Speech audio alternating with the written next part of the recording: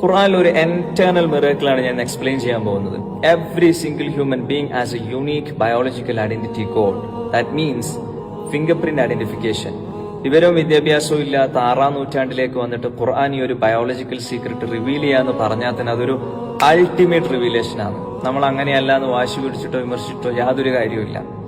കാരണം ഖുർആൻ ഓൾറെഡി അത് സ്കോർ ചെയ്ത് കഴിഞ്ഞു. സൂറത്തുൽ ഖിയാമ verse number 3 and verse number 4. അയഹ്സബുൽ ഇൻസാനു അല്ലൻ നജ്മഅ ഇളാമ.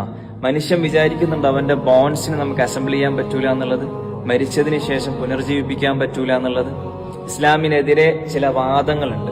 അപ്പൊ അതിനെ വളരെ കണ്ണിങ് ആയിട്ട് നെക്സ്റ്റ് ലെവൽ കോൺഫിഡൻസിലാണ് അടുത്ത ആയത്തിലൂടെ അല്ലാഹു തആല കൗണ്ടർ ചെയ്യുന്നത്, ചലഞ്ച് ചെയ്യുന്നത്.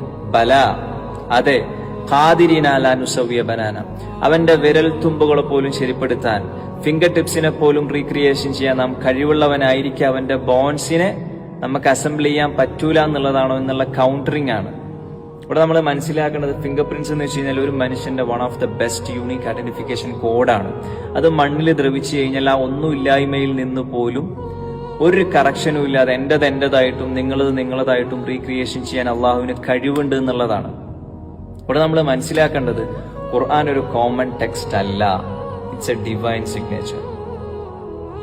ഡാർക്ക് ഏജ് എന്ന് വിളിക്കപ്പെടുന്ന 6-ാം നൂറ്റാണ്ടിലേക്ക് വന്നിട്ട് ഈ ഒരു ബയോളജിക്കൽ സീക്രട്ട് ഒക്കെ റിവീൽ ചെയ്യാന്ന് പറഞ്ഞു കഴിഞ്ഞാൽ ആ ഒരു കോൺഫിഡന്റ് ലെവൽ ഏതാ റേഞ്ച് എന്ന് നമ്മളൊന്ന് ചിന്തിച്ചു നോക്കിയേ. കാരണം ഇത് തെറ്റാൻ പാടില്ല. തെറ്റിയാൽ ഖുർആനിന്റെ ക്രെഡിബിലിറ്റി ലോസ് ആയി.